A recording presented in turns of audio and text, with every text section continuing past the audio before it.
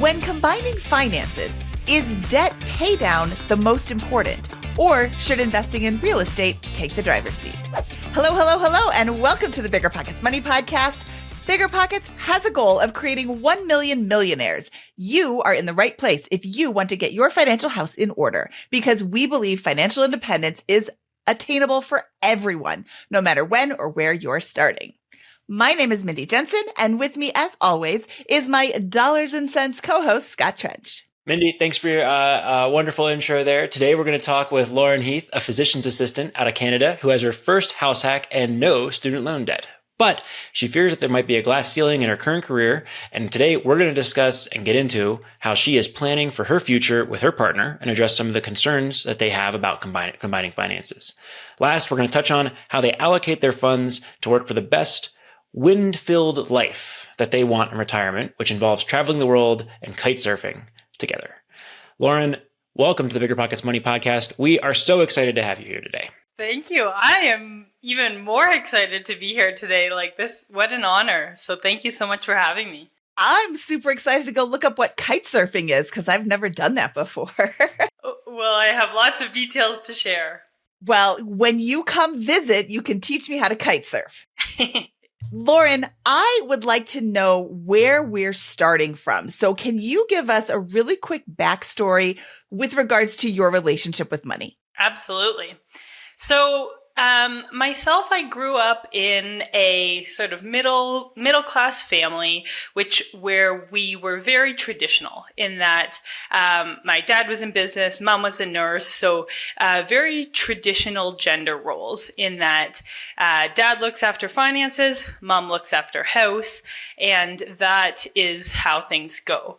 And so just through observing their behaviors, I was under the impression my entire life that money was not something that, as a woman, I needed to deal with. This is for the man to deal with. I'll find some man eventually who can look after this for me. Don't even worry about it. And so growing up, I was like, sweet, this is awesome. Easy. And then it wasn't until I started working, and I'll dive into my career in a little bit, but when I started actually making pretty decent income right out of school, I was sitting there looking at my investments thinking, okay, I know enough to know that this can't just be sitting here, but what in the world should I be doing with this? And so that's what kind of was the igniting thought for me to dive a little bit deeper, learn, and then just try and get my financial life in order. And what year did you graduate and start working? Yeah, so I am a physician assistant. So I went to PA school and graduated in 2020, which means that I've been out of school for the last 4 years. Luckily, as Scott had alluded to, because we earn a decent income coming right out of school, I was able to pay off my student debt in the first year of practice. So that really set me up for a good runway for moving forward. But the other thing that I want to mention is that doing sciences all my sort of educational life, never had I ever been exposed to like finance in general, in that I never took any courses on like how to do your taxes, how to save for retirement. Any of these things were like totally not even in my like ballpark. And especially in the field of medicine, I find that money in general is such a taboo topic in that no one talks about it. As compared to something like finance, for instance, where it's like, your water cooler chit chat involves that. But in medicine, it's so much about the patient. We're doing it for the good of the patient. We want what's best for the patient, and less so about ourselves, which, I agree. It is about the good of the patient, but we shouldn't be disregarding our own financial wellness in the process. And so that is another thing that has kind of ignited my financial journey and wanted me to set myself up for success in the future. Okay, so you have no student loan debt. That's something we should celebrate. Hooray! But also, let's look at your financial pain points. So you graduated in 2020. That's right. You graduated from school in 2020, totally financially illiterate. Because you're located in Canada and they have a different way of doing student loan debt and all those types of things, you had much lower student loan debt and were able to pay it off quickly. But I understand that Canada treats their physician's assistants differently. I'm sorry, I'm going to use that one more time, and then I'll stop with that stupid joke of Canada here. And you feel like there's a glass ceiling in that profession. We want to hear about that in a little bit here. You bought a house hack. You have a couple of side hustles, but you've generally been able to accumulate. And it's kind of like, what's going to happen? What should I do next, right? I'm in a reasonably strong position, got a good emergency reserve, all those kinds of things that we'll spell out in the numbers. But how do I now proceed from here and achieve some bigger financial goals? How am I doing? Yeah, that's totally accurate. Now, one question for you is, I'm not sure how much you want to involve like my partner and his kind of income and debt. I guess we talked about that in the intro, but so he is a physician, or will be come July, and he has like much higher earnings, but also a lot of debt. He has $150,000 of student debt. Which, so one of our kind of pain points is like, well, how do we go about, like, should we pay that down right away? But then how do I tie in like, other investments such as like real estate and investing in the stock market and whatnot, to help us achieve our goal of FI. Also like mortgage debt as well is another one. As I see it, you bring in about $7,000 a month between your job, your rent, and your coaching program. Your partner generates about $13,000 a month, but that is likely to dramatically increase, it sounds like, once residency is finished and he becomes a full-fledged doctor at that point, but earning full pay. Your expenses for you alone are about $4,700 a month, which means that you alone are bringing in a net of about $2,300 per month in cash that is flowing into your life and available for a variety of investment purposes at the highest level. So that's about, $25,000 a year, give or take. You've amassed about $40,000 in cash across various checking account, your emergency fund, and a fun account, which I love. You have investments in the Canada versions of your individual, your like a brokerage account and a Roth IRA here. Is that a Roth or a 401k equivalent? Could you remind me? So RSP is similar to 401k, and then TFSA is similar to a Roth IRA. Perfect. So we got about $50,000 in those accounts. Love to hear it. And then we have a property, which is a big part of your portfolio. This property is worth $790,000. It has a 30-year fixed rate mortgage of $621,000 on it, financed at 5.7%, and you each split this half and half. Yes, but as Mindy looks like she's about to say, it's actually 3-year fixed. That's another thing with Canada, is that we have shorter terms. So ours are 0 or 1 to 5, and so we chose, just given what we had anticipated the rates to do, we chose 3 years. Okay, so that rate is going to hockey stick in a couple of years. If we're not careful, we have to plan those. On this. If we're not careful here, so that's something to just kind of keep in the back of our minds, that can go up pretty substantially in the next couple of years. That's right. And then the other thing with regards to my partner's income, so I think that number that I put is the 13,000 is with his new job in July. So he makes 300,000, and then after taxes, like 200,000 divided by 12. Oh, it's a bit higher. So roughly like 16,000 a month, or 17,000. So you guys are in great shape here, with a ton of great prospects, but you're still kind of just getting started on this financial journey. So the explosion of accumulation that will go on over the next 5 to 10 years now that the full income is being realized by your partner, has yet to kind of manifest itself on your balance sheets at this point. And there's some high stakes decisions to make now on which directions you begin to point your financial future at to achieve your goals. So let's talk about the partner dynamic here and how are you thinking about that today? And walk me through your thoughts on the pros and cons of combining or not combining your finances.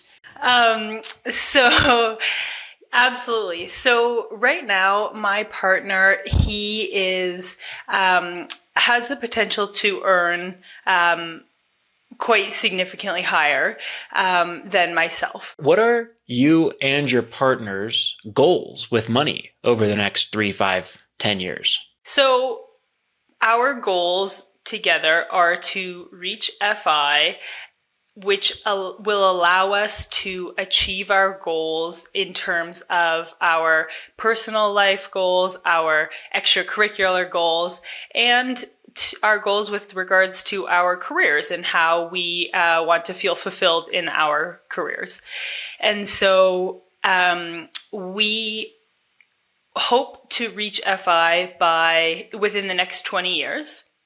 And so my question to you both is, how do you feel would be the best way to kind of point the needle in the direction to help us to take off to achieve FI in the next 20 years? Awesome. And then, I can respond cheekily with a statement of once this income starts coming in at this higher level here, depending on what your total shared expenses, which it looks like are $57,000 a year, you guys are going to be able to cover that with just your income and generate $16,000 a month after tax, which is a fire hose of cash coming into your life to be invested or deployed in there.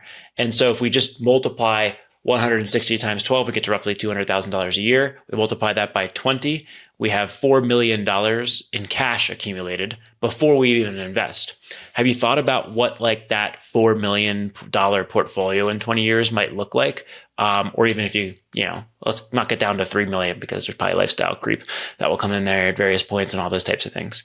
But have you thought about like what a good shape of that might look like to you guys that would enable you to kite surf in Belize and feel great about cash flow and those types of things? Yeah, absolutely. So I want to just take a step back too and just say that our cumulative expenses are about 120,000 together. We're at about 60,000 each right now.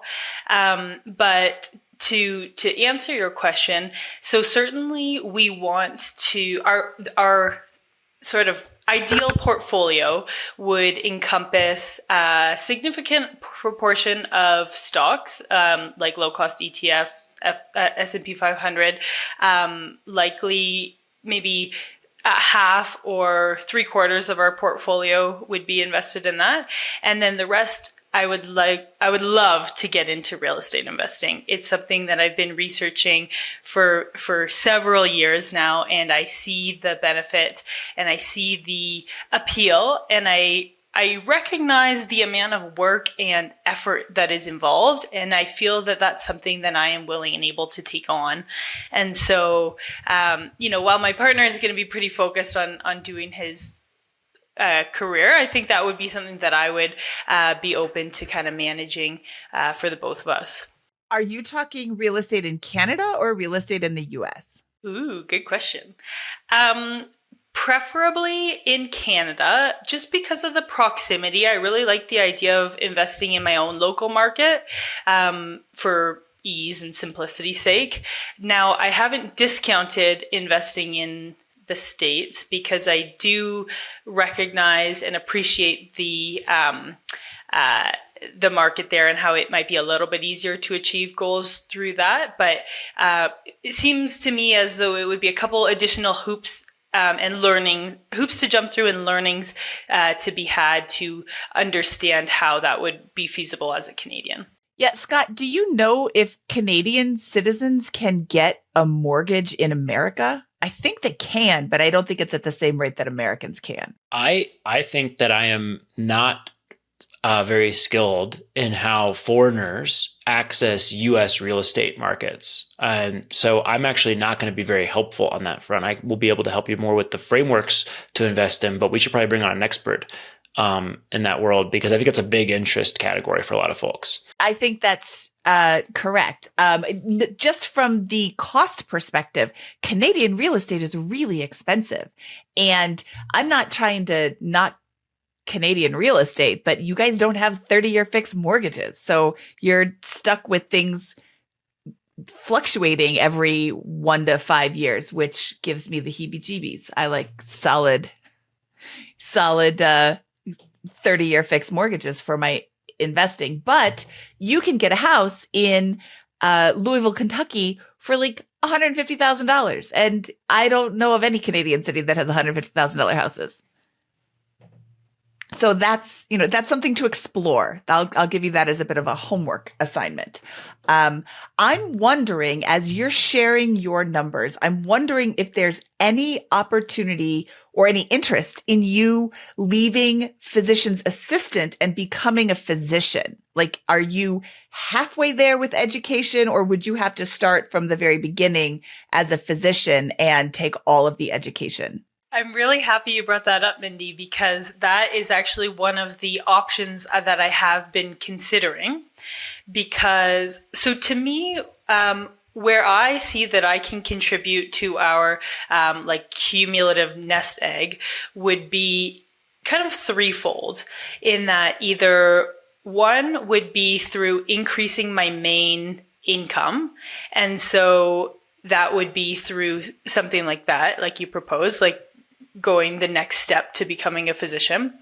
Number two would be pursuing a side hustle seriously to the point where it would ultimately replace my main income, or at least substantially, help to fill that gap.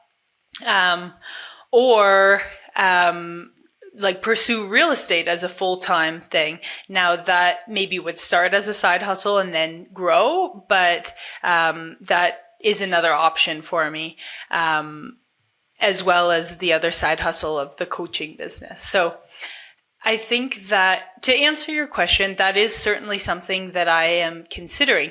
Now, with that in mind, it wouldn't be a small feat, in that it would require probably 8 years of kind of opportunity cost, in that I wouldn't be earning in those 8 years of schooling and applying and everything.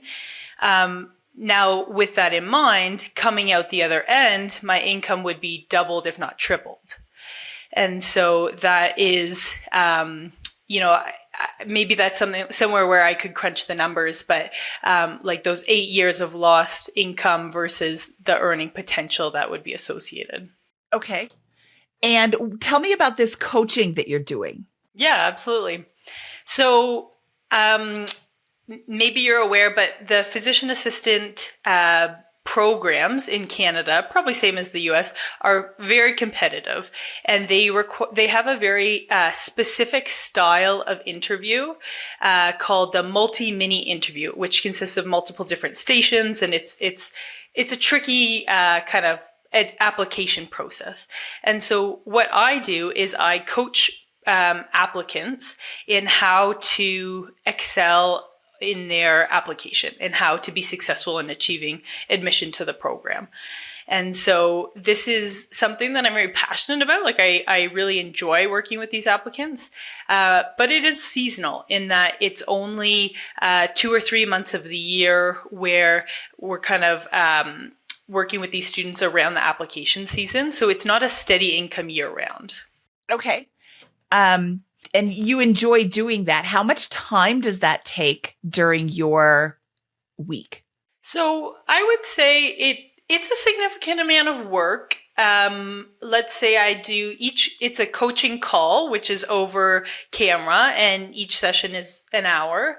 And let's say each evening I might have 2 to 3 calls, and then plus prep time in between. So I would say like at least 4 hours a night for per week kind of thing, in addition to my full-time job.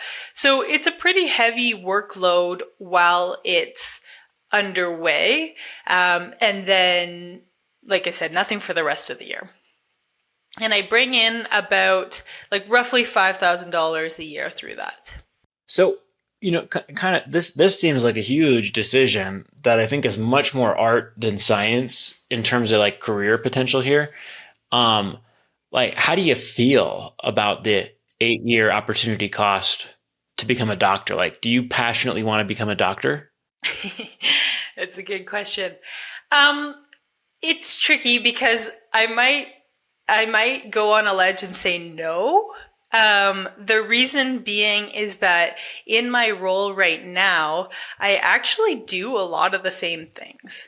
And so from a patient care standpoint, it is quite similar. And so I don't feel that I'm lacking in that, where the real differentiator is through the income. Yeah, I feel like in, the path to becoming a doctor, I mean, like, it's so competitive. You got to be at the top of the class the whole time. It's an 8-year commitment. And yeah, I mean, you can make a lot of money, but I find it interesting how many doctors then like want to become FI right after. I'm like, if you just like didn't go to do all that, you could probably have been FI, in 10 years anyways, without the pain of med school and the like crazy residency hours that are like almost like hazing, and like to a certain degree, like with the amount of like lack of sleep and those types of things. Like it's really hard. And I think a lot of doctors really struggle with that over time. And I feel like that's something that for me, I would want to be very passionate about the medical field. And that as a career to go down that route. And it would be hard for me to then take it as a path to FI, because I don't think, that's 8 years before you earn the full income, and there's debt associated with that as well. That is probably pretty serious as well. So I don't know if like how other doctors would feel about that, but I think that's what I've seen in talking to a number of physicians that are looking for the FI path downstream is like, hey, I didn't really become a doctor to get to FI. I became a doctor because it was a calling and something I wanted my whole life.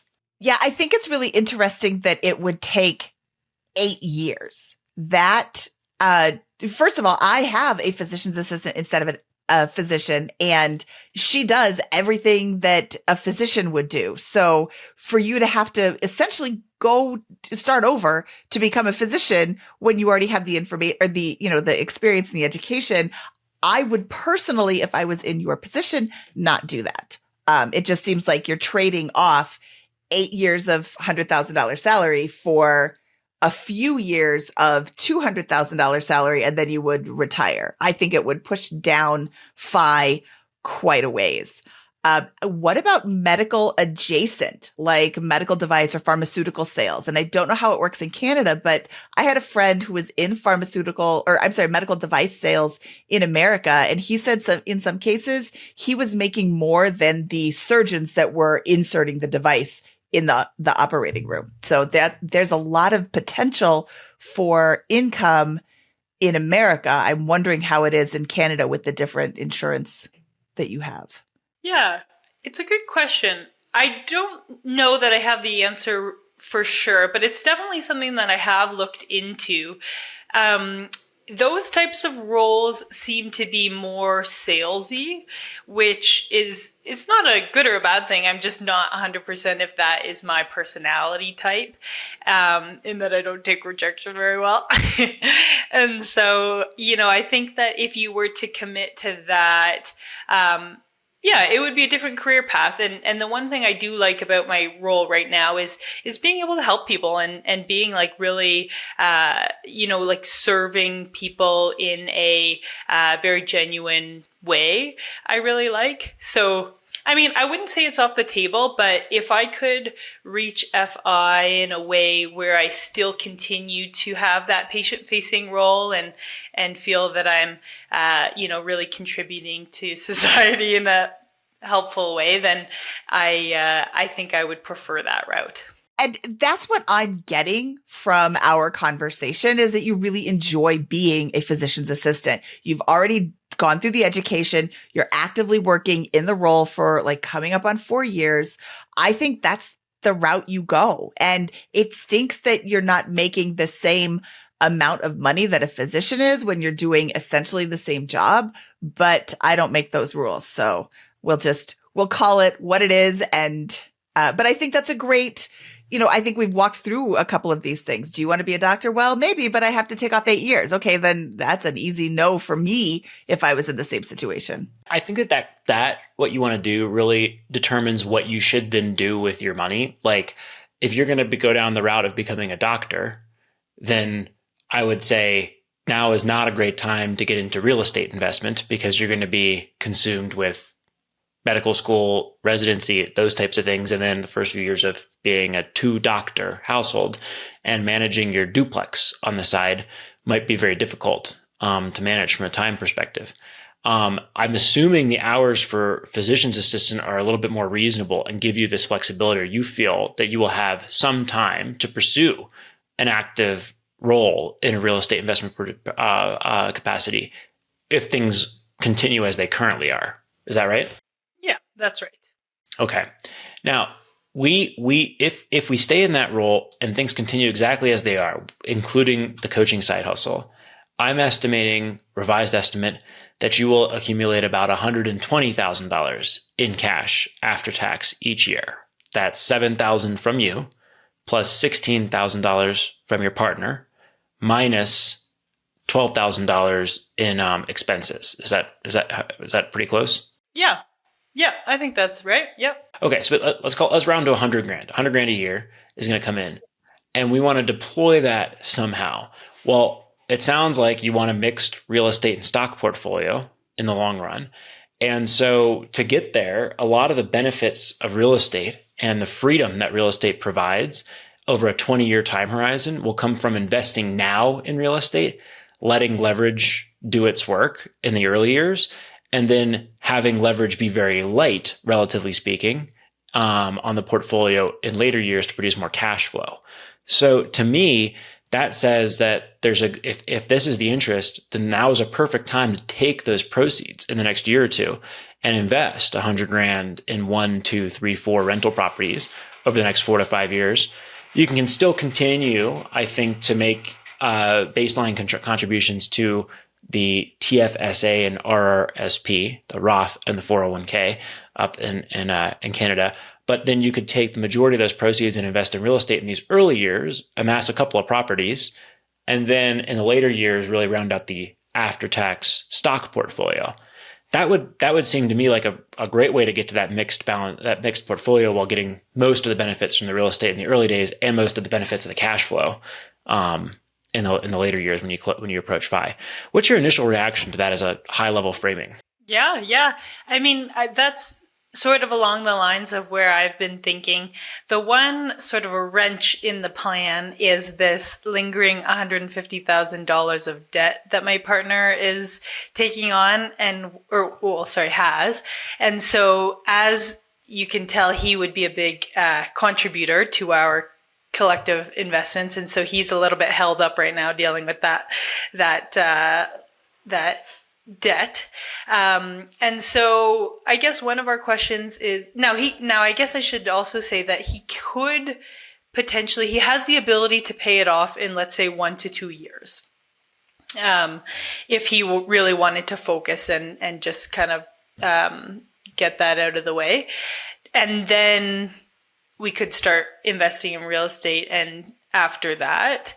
But I wanted to know your guys' opinion on, kind of how to tackle that debt, in that should we just sit with it? And I say we because, we're kind of a team, we're just working on it together, though he would be paying it down himself. Should we be trying to pay it off and be done with it? Should we try to invest in real estate and manage the debt?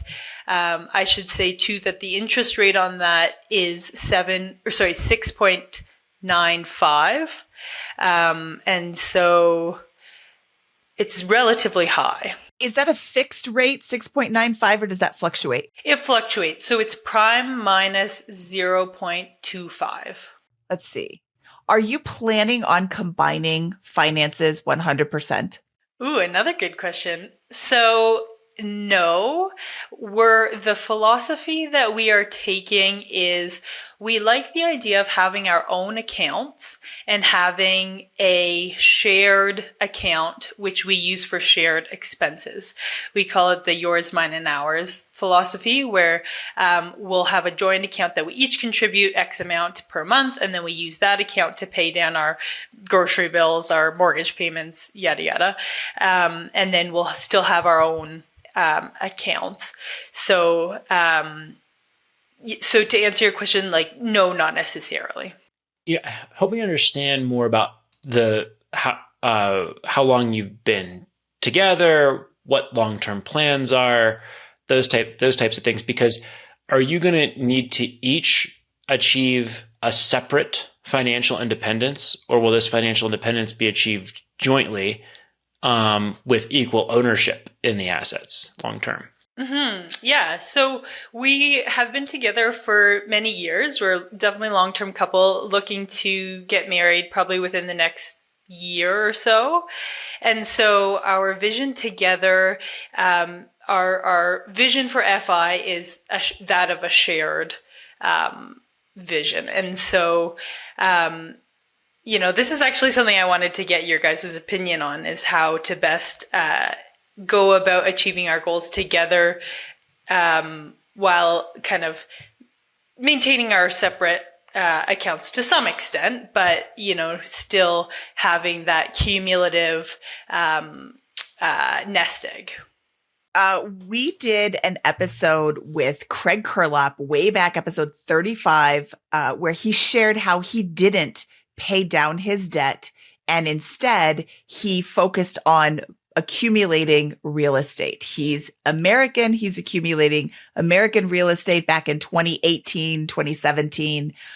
So different market that we're in, but he was able to I think he had 3 house hacks by the time he decided to pay off his student loan debt. So he paid the minimum and instead saved up for these down payments, and then kind of snowballed his student loan debt once he had all of these house hacks up and running.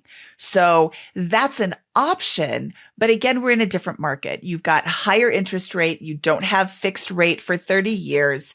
How do you both feel about the concept of debt?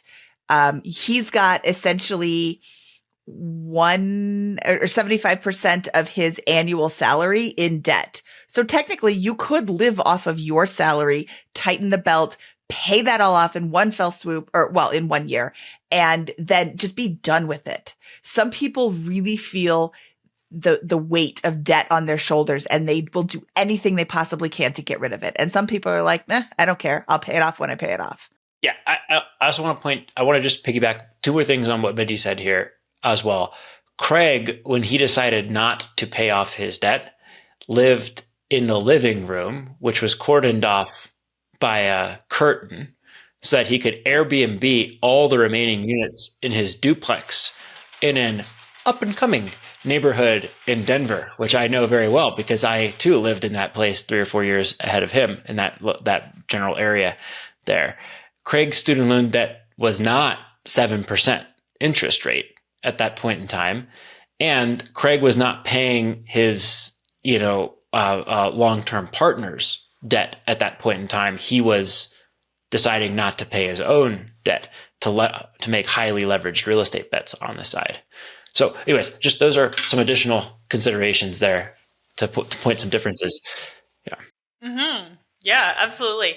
So it's a good question. And we had the discussion prior to this podcast, and both of our thoughts were, we are okay with some debt, but in this circumstance, specifically with the student debt, we feel that just getting it off our plate, getting rid of it, just doing away with it will create more mental sort of runway to be able to move forward and have a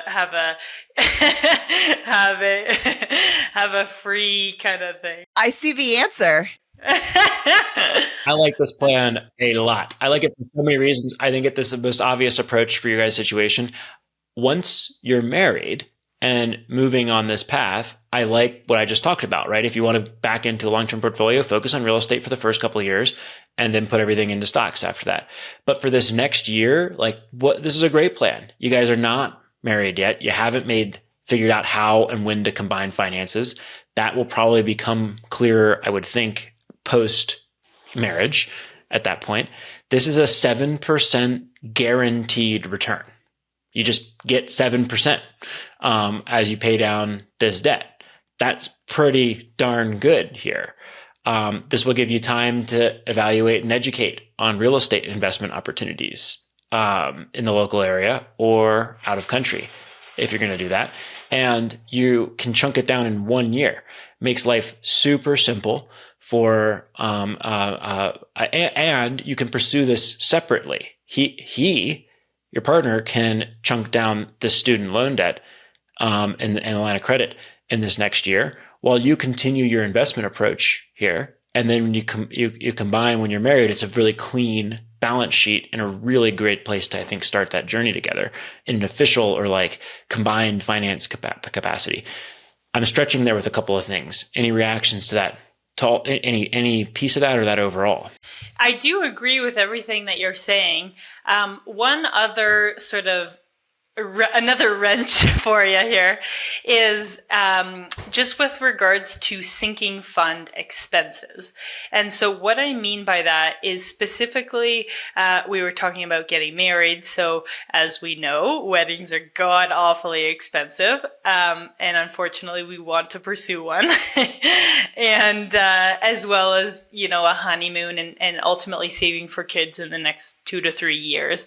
And so with all that in mind, as we know, those can be quite expensive. I was calculating it to be almost 100,000 as a somewhat conservative number in terms of what these things cost to be put towards sinking fund expenses within the next, let's call it even 3 to 4 years. And so I'm just, my hesitation is how do we fit that in to paying off debt while investing in real estate? If I was in your position with your same parameters, I would look at this as we want our debt gone. And do you have any specific timeline for getting married? Just in the next kind of 1 to 2 years is what we had talked about. But if it makes more financial sense to adjust that we're open to it. Okay. So I was speaking with Aaron Thomas, who is the prenup guy, and at the economy conference recently. And he suggested when there is income disparity, like there is in this situation, that each of you contribute a percentage of your income. Let's use 50%. So you each take 50% of your income and put it into the combined account. And now you have 50% of your income to do what you want. And he has 50% of his income to do what he wants. But you have this giant pile. And now you can use that to save for retirement or save for the rental property or put down on the wedding or however you're planning on allocating that money. So I would look at a conversation with your partner, what feels fair to throw into this pot. If he's putting 50% of his income into this pot, that's going to help fund the wedding. But then he's also got 50% of his income, so $100,000 to throw at his debt. He's going to be able to still pay that off in, maybe a little bit more than a year, but you're not necessarily postponing what it is that you're looking to do with regards to the real estate and the weddings and all of that. I don't know how weddings work. It's been so long since I've been married. I don't know if you can get a loan for that. I don't love that idea, but you could, there's a lot of opportunities to, swipe the credit card and get credit card points and that sort of thing. But also a wedding doesn't have to cost $100,000. I think mine cost $5,000. but like I said, it's been 100 years and it was very small. Just a couple of things here as well. Like that does not make sense to me for your partner to save at 5% in a savings account for a wedding when he's currently paying interest on 7% student loans. So to me, it just makes better mathematical sense for him to just chunk that out as much as possible in the next year or two. And then you guys could get married whenever. And that would bump up the line of credit essentially by a little bit at that point from the wedding. But at least we've like, I think your position, you got to just zoom out here and say how good it is at the highest level as a couple here. There's going to be plenty of income and plenty of spread between that income and expenses for you to accumulate a lot of cash over the next 3 to 5 years. You can't like right now without making a change, pay off all the student loan debt and have $100,000 left over to pay for all these expenses and buy a rental property. But like, this is a luxurious set of trade-offs here. You guys are in good shape here. The only reason there's any debt in your entire combined financial picture is because of the student loans and the house hack that you bought. Like, this is not an irresponsible use of debt. This is a great use case for debt in this situation. So I think if you just kind of zoom out in that picture, you guys are totally fine here at the highest level. And if you say, hey, for the next 18 months, we want to get married, go on a honeymoon, and chunk down this debt as much as possible, you're going to get pretty close to covering all of those things and maybe have like 20 to 30 grand left over there and still be just set up for a wonderful wealth accumulation lifestyle journey in your 30s here. So I think that's the perspective I'd have at the highest level in all this. Now, on that, if you're going to have a $45K wedding, I assume a lot of people are going to come to that wedding. Is that right? Yes. Awesome. And are these people that are going to come to the wedding, are some of them going to want to or be able to give a gift that is of some material value? I would hope so. Now, part of that $45,000 in wedding expense is going to go on a credit card, right? Your credit card or your partner's credit card, right? That's right. I see a combination outcome here, if that's what you want to do, of being able to knock that honeymoon expense down to close to zero between those two observations here, right? There's a travel hack here. Be smart about that. Educate yourself on that. Figure out where you want to go and which credit cards and travel rewards will get you there, and use that in the process of planning for the wedding. And then have a registry that has the things that are most important to you, and encourage people to, after those few items are filled, donate to the honeymoon fund. Like, that's an easy button for a wedding attendee. You're like, great, now I can send some money there, go and have a good time, easy peasy. That's what they want. Like, I see a way to knock out a good chunk, or at least that component. And then again, like, as long as you don't let lifestyle creep get in the way, you're going to have the cash and emergency reserves to cover some of these other things around home improvement or future children in there at that time. So I don't see that as a now problem to save for. And I think if you think about it that way, that will greatly simplify things, because then you can just like say, great, we already have an emergency reserve. We're going to chunk down the student loans. If we decide to have a wedding, we can, because you both invested so well in your careers and your future here, that you're going to have to be able to cash flow. And accumulating a little debt in your situation for that, if that's what you really want, is no big deal to me. It'll just delay your real estate investment by a couple months, essentially. What do you think, Mindy? I think that's really spot on, Scott. I like the way that you explain that too. Yeah, I would, based on everything we have discussed, I would throw all the money at the student loans and get those taken care of, and then start looking at rental properties. I would also look into American rental properties. You don't have to invest locally. You can invest, in a place that's, I mean, you're going to save up $100,000 for a down payment. Whereas if you come south of the border, you can pay $100,000 for a whole house. That's pretty crazy to me. Yeah. And with that $100,000, I believe you can get a mortgage, but your down payment is going to be more than my down payment because I am a US citizen, but it's still not going to be 100% down payment. So there's the opportunity to invest sooner, start making money quicker, just by looking in a different location. So I would definitely look into that and see, start looking at the cash flow markets in America. Those are going to be the ones that are kind of in the middle of the country. So your Kansas City, Indianapolis. I know Florida was cash flowing for a while, but I'm starting to hear stories about homeowners insurances. The insurance companies are just leaving Florida. Florida's not my favorite place to invest right now simply because they have hurricanes, whereas Kansas City does not. One other thing I want to ask about here, because I think it's important to your long-term plan, is like, could you describe what the FI lifestyle looks like to you and your partner? Like, what is your day-to-day once you're done? Yeah, absolutely. So I'll talk, I kind of section it in my brain in categories of like career, family and relationships, and then hobbies and investment too. I would say those are kind of my 4 pillars of how I frame it in my brain. From a career standpoint, taking the time off to have personally time with my family and raising kids is extremely important to me. And also just probably like healthcare is a slippery slope to burnout, let's say, just because it's quite exhausting. And so to me, the remedy for that is decreasing the number of hours worked. So whether it be a part-time thing where you're working 20 hours a week, same thing with my partner. So continuing to, provide care to patients in some regard, but at a much more flexible schedule. And the other kind of big piece to go along with that is just the ability to pursue our hobbies.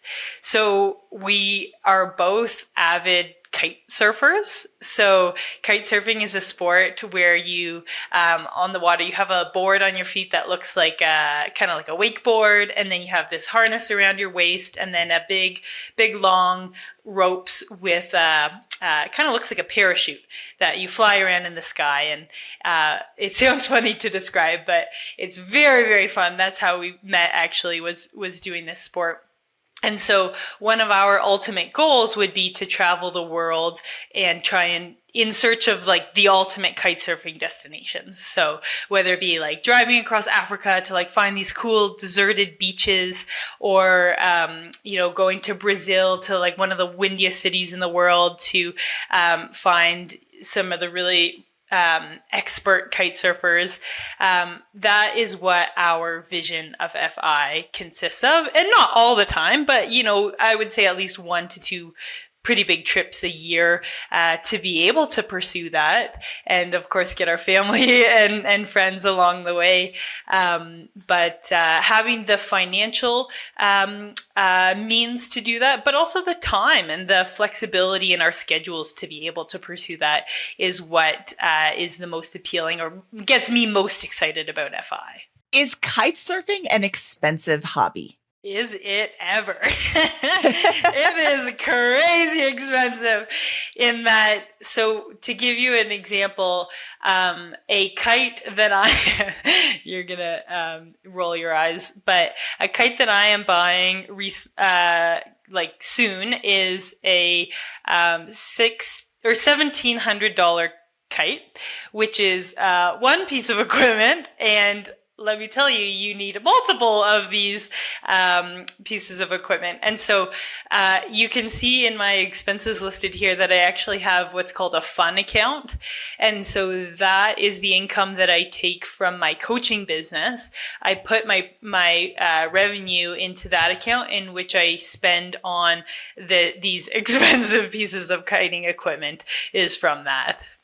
But once you own the equipment, the activity is free, right? So you could buy this kite and it could last you 10 years, right? That's right. So it's once you're set up with equipment you like, I mean, I'm sure like any hobbyist, you just can't stop buying new equipment to keep the thing going. But like it's like this trip around the world that you'd want to do, you would not be able to buy a serial keep buying equipment. You'd have to pick like one and take it with you to all these locations, right? One get up, as I'll refer to this. The set of things that you need here. 1 or like 3 or sometimes 5. Will you be able to take 5 kites and surf across the world? You would be surprised, Scott. These bags, they look like, picture like a large golf bag or like a body bag almost, where you just shove equipment into it and you haul it all over the world. It definitely can be done. Okay, so we need a baseline level of equipment. Let's call it 25 grand. Does that sound like a high enough number to easily cover all of the kite surfing equipment you'd each need to do this? Or do you need 50? No. 25 is fair. Okay. So I think that your plan here, like you have to really sit down and think about with your partner is like that activity that you described is not conducive with young children, right? So you will have to do that now or in the next few years and then again in 10 years when you may not want to do that the same way at that point in time when your kids are like well old enough to the point where you're going to be comfortable taking them to these remote locations around the world. It's like, that's something to think about here is like, that's not really a FI consideration. Like you're just not going to be able, I think, to do that the way that you are envisioning it if you don't do that soon. And so maybe that in your case is even a reason to delay. Like, do you really need that first rental property investment?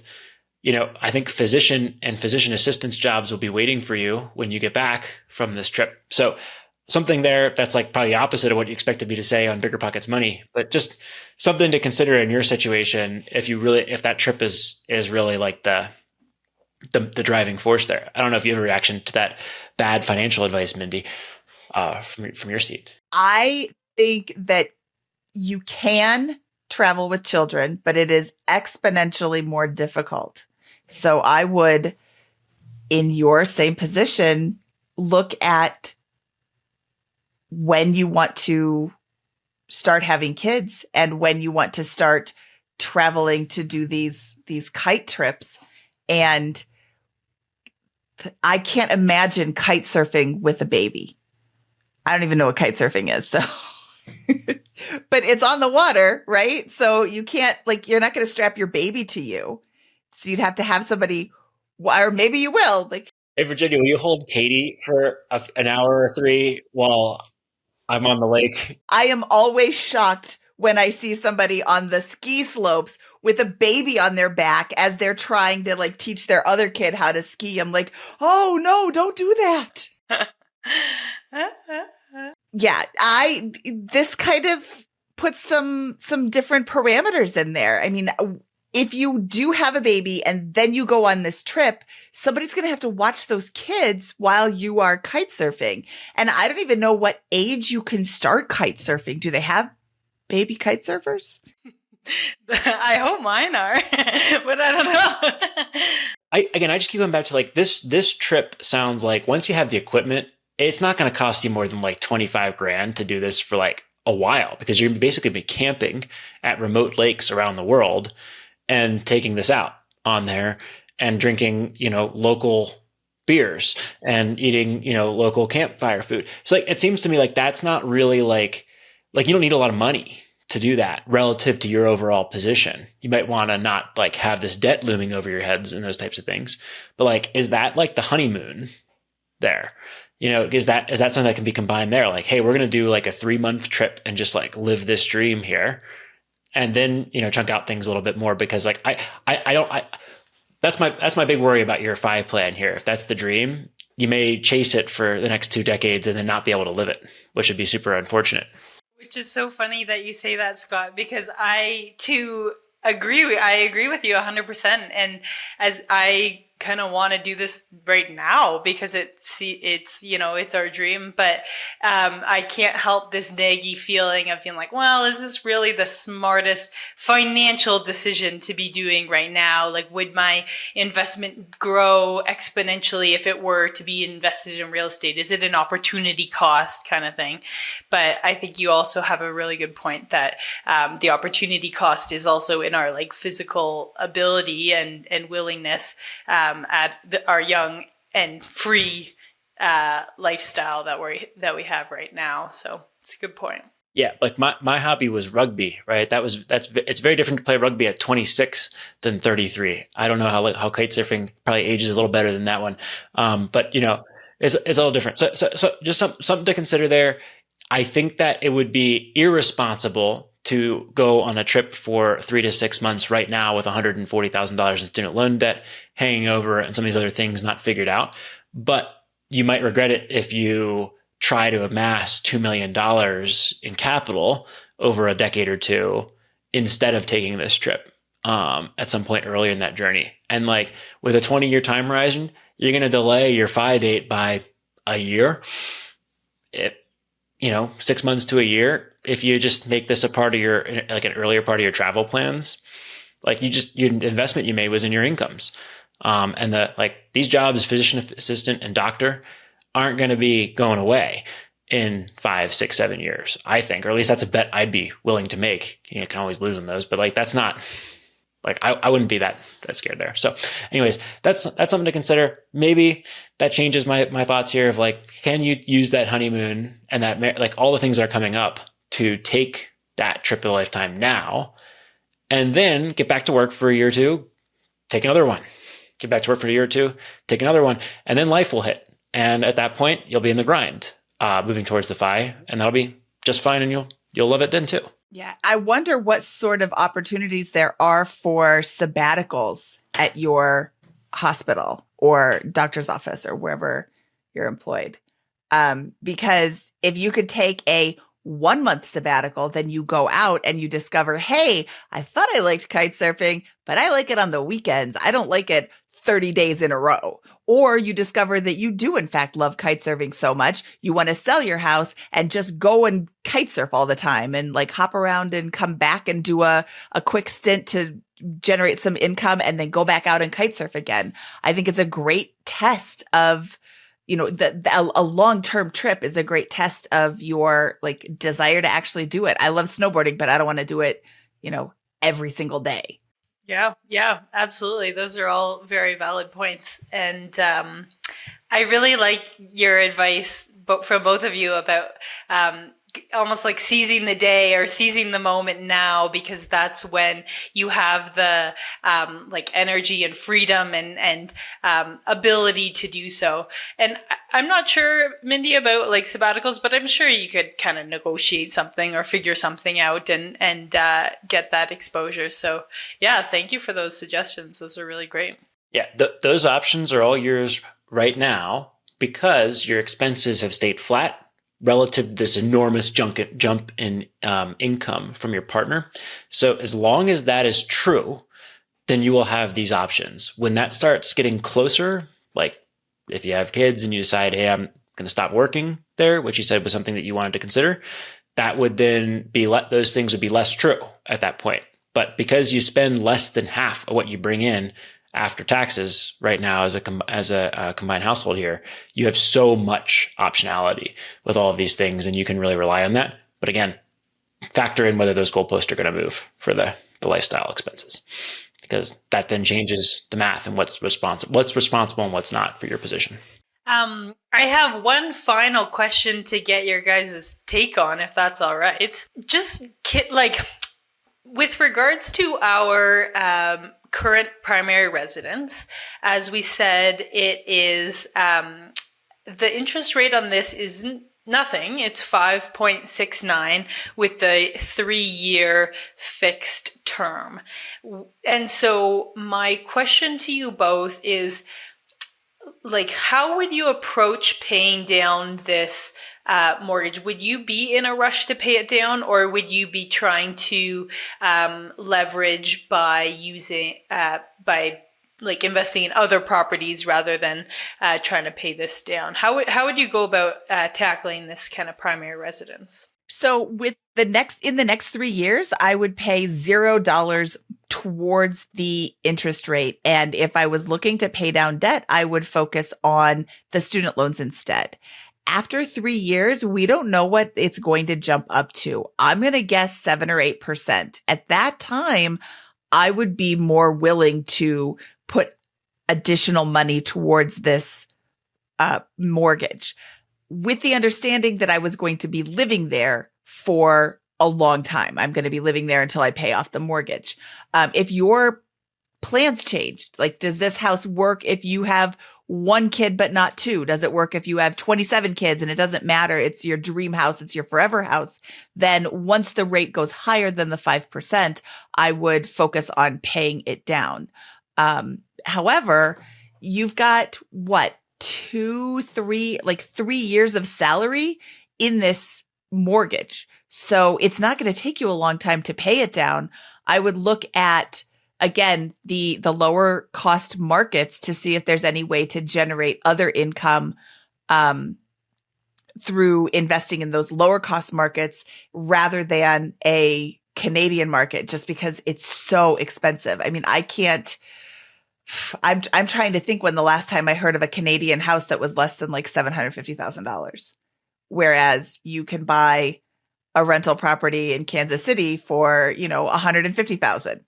Yeah, look, I think for someone in your shoes with a relatively long-term outlook on their finances, you're not in like a hurry to become a millionaire in 3 years and willing to just totally upend everything to do that. You have a more kind of, I think, maybe realistic, more reasonable approach there. Like, I would say for you, less than 5%, don't pay it off. 5 to 8%, it's dealer's choice. And over 8%, then it becomes a priority, right? It's hard to get a better than 8% guaranteed return in this market. And so because that 6.95% is there for the student loans, like, I think that makes life very easy for that decision. Just crush that. That's a great guaranteed rate of return. Don't stop contributing to the individual, the retirement accounts here, especially if there's a match or anything. But after, reasonable contributions are made there, chunk that down. That mortgage is a joint expense.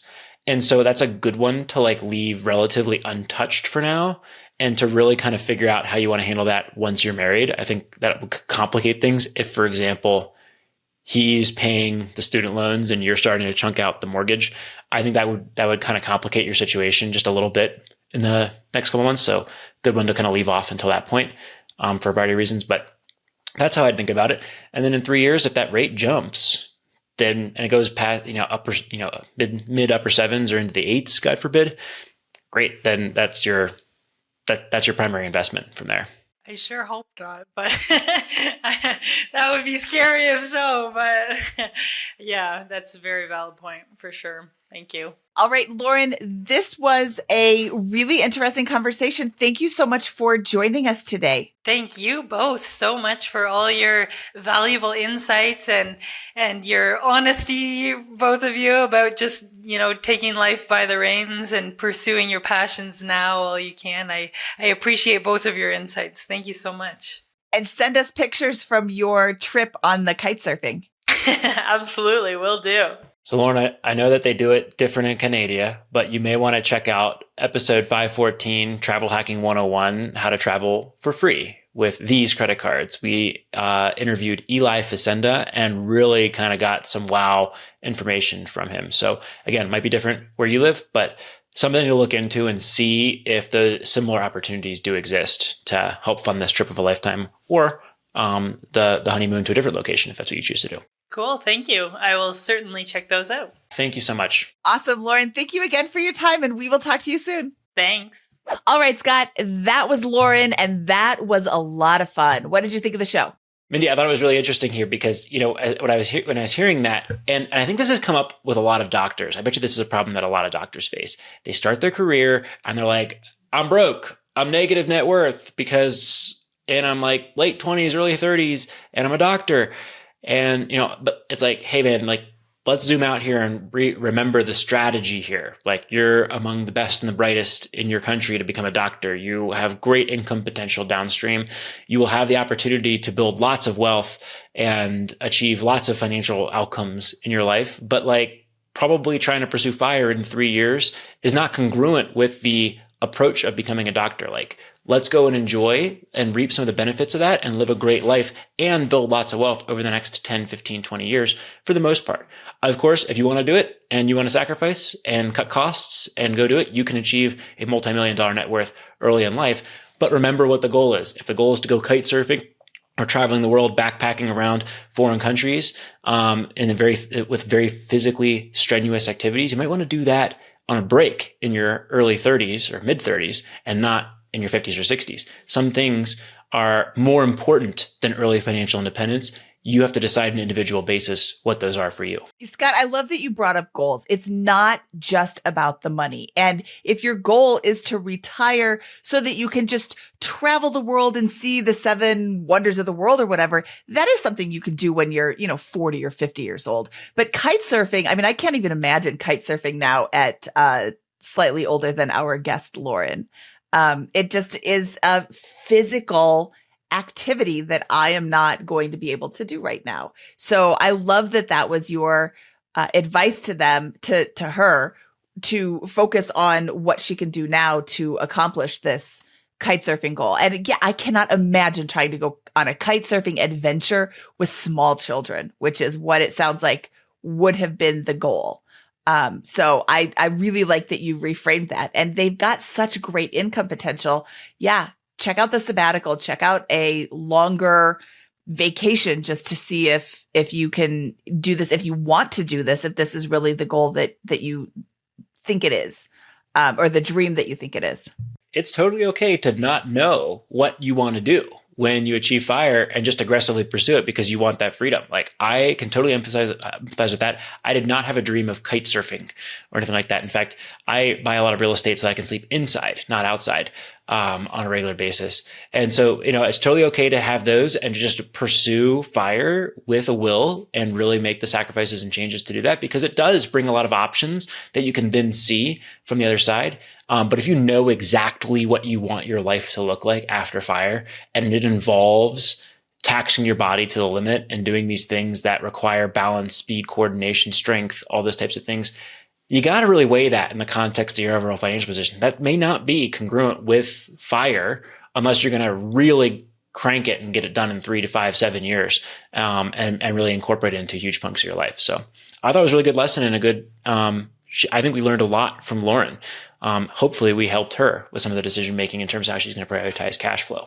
Yes. And what I like so much about Finance Fridays is all of the specific scenarios we talked about were Lauren's, but a lot of our listeners are going to identify with different aspects of her story. So that's why we do Finance Friday. And if you have an interesting story or an interesting problem, we would love to talk to you. Please reach out to Mindy at BiggerPockets.com or Scott at BiggerPockets.com. Or if you would like to apply to be on our show, go to BiggerPockets.com/finance review.